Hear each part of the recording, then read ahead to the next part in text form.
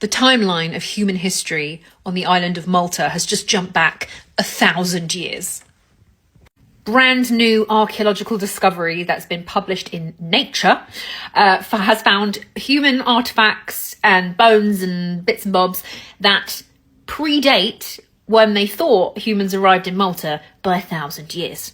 Just like that, in one find. Boom. 1,000 years. So previously we had evidence for human activity from like 5,700 to 5,900 BC.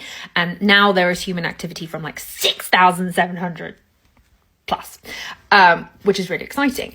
And they are theorizing that these are hunter-gatherers who crossed over in boats, had to have crossed in boats because too far to swim.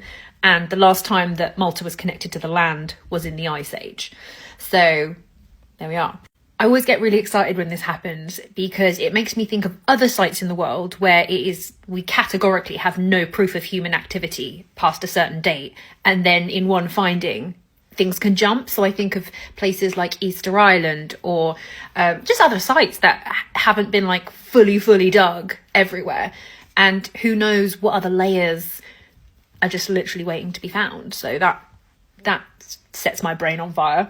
Now, between 1917 and 1936, 3 massive teeth were found when excavating a cave in Malta, which look like they align with Neanderthal teeth, which would be interesting because that's proof that Neanderthals got there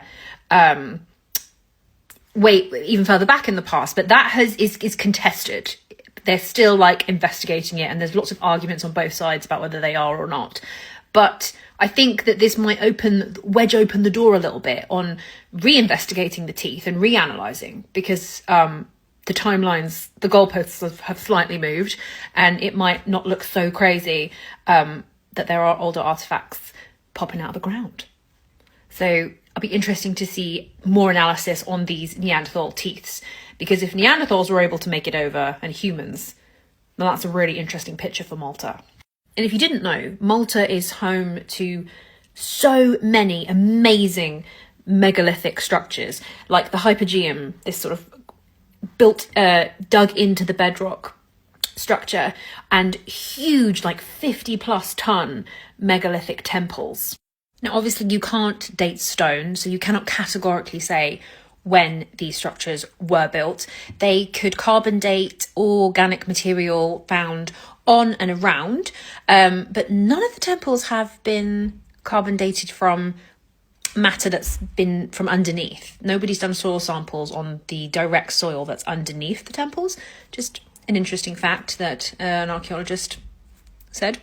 And it's also interesting to note that all of the temples align to the star constellation Sirius, but thousands of years before the carbon dating on the like mainstream timeline says. So that's just a really, it's either a phenomenal, interesting coincidence that all of these temples literally track.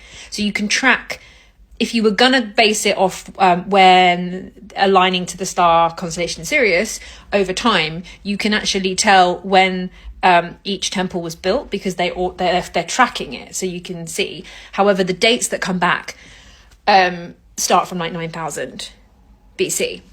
But that was impossible before, because they were like, well, nobody was on the island before 5,700. So it couldn't have aligned to that. But now we're getting evidence that are just hopping slightly backwards. I'm like, humans were there. Who's to say that they weren't there 1,000 years before this? You know, humans are very savvy. We know how to build boats. We know how to get around. We know how to do things. Give them all the credit. Give the ancient people all the credit. Anyway, this is your daily news. I hope you have a fantastic week and happy hunting.